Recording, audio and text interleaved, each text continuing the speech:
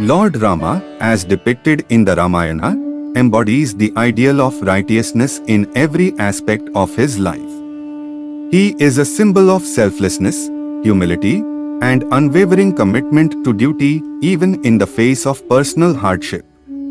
His compassion, mercy, and devotion to family and friends are evident in his actions, including his willingness to accept 14 years of exile to honor his father's promise. As a fearless warrior, he protects the righteous and defeats evil forces like Ravana. Rama's wisdom, integrity, and truthfulness, along with his ability to lead with humility and form deep bonds, make him a timeless exemplar of virtue and moral strength. His sense of filial duty is unparalleled in the history of the world. He was an ideal king, and his government was styled as Ramarajya, an ideal or perfect government.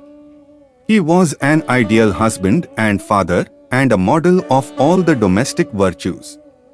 His adherence to duty was remarkable and illustrious. He even abandoned his wife, who was his life, heart and soul, and sacrificed his personal happiness to ensure the good of his subjects. He was prepared to sacrifice his very life even to secure the contentment of his people and to stick to duty. He was endowed with inborn humility, noble generosity, and largeness of heart. When Lakshmana referred to Rama the evil plot of Kaikeyi and Manthara, he passed it over and was ready to forgive the evil others had done unto him.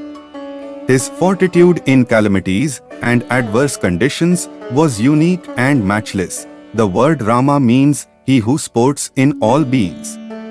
Rambhadra means good Rama. He is the supreme Purusha from the ideal of truth and duty set by him. Some people say Sri Rama is only an ordinary man. He is not an incarnation of God. He wept very bitterly when he lost his wife. His bewailing rent the clouds when his brother Lakshmana fell down on the ground in an unconscious state, being struck by the arrow of Indrajit. Why did Rama, the supreme being, forget his real divine nature? He was sunk in the ocean of sorrow at the ordeal of Sita. If Rama always knew his true self, why did he grieve over the loss of Sita?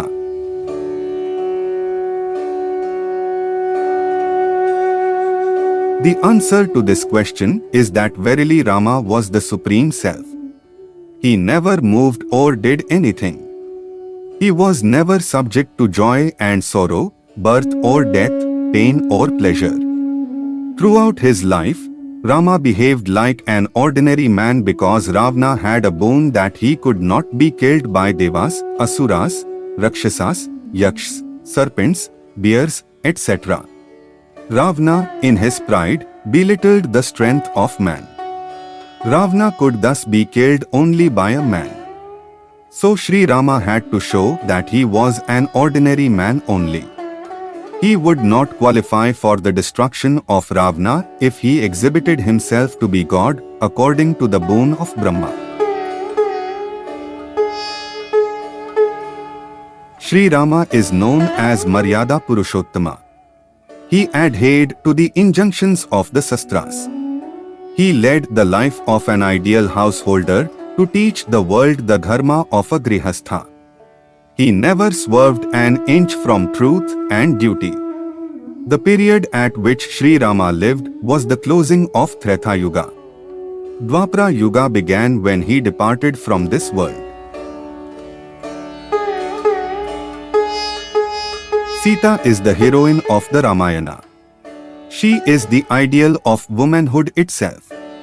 She never led a life of ease and comfort. She was serene and firm amidst sorrows and trials. She was matchless among women. She was put to very severe tests in which her purity, courage, patience, and other virtues were severely tried, and she came out nobly successful.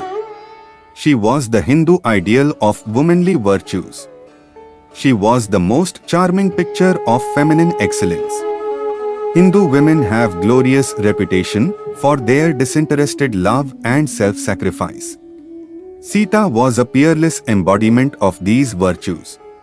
She never thought of her own comforts and happiness. She lived to serve Sri Rama and make him happy.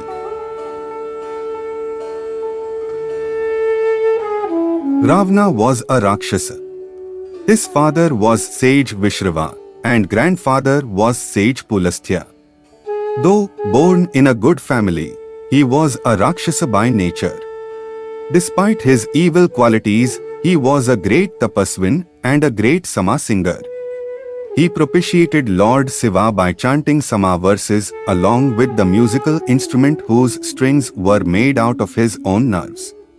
Asuras and Rakshasas were famous for their tapas. No one could compete with them in doing rigorous austerities. Hiranyakashipu did tapas till all his flesh and fat were absorbed.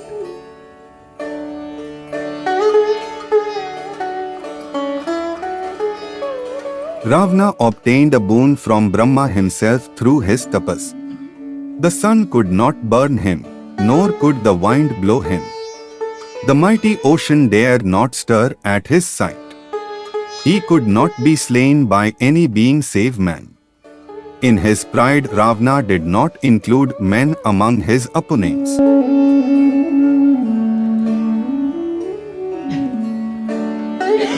Although he was cruel, although he did atrocious and cruel deeds, yet he went to the abode of Vishnu. This clearly shows that he earned merits to ascend to Vishnu's heaven and he was a good devotee. Ravana was one of the attendants of Lord Vishnu in Vaikuntha. He was cursed by the four Kumaras to undergo the miseries of worldly life in the earth plane for 3 lives as opponent of Vishnu in each incarnation. Vishnu is so kind that he bestows immortality even to his bitterest enemies. वेदवेद्ये परे पुंसि जाते दशरथात्मजे वेदः प्राचेत सादासीत् साक्षात् रामायणात्मना वैदेही सहितं सुरद्रुमतले हैमे महामण्टपे मध्ये पुष्पकमासने मणिमये वीरासने सुस्थितम् अग्रे वाचयति प्रभञ्जनसुते तत्त्वं मुनिभ्यः परं व्याख्यान्तं भरतादिभिः परिहृतं रामं भजे श्यामलं रामं भजे श्यामलम्।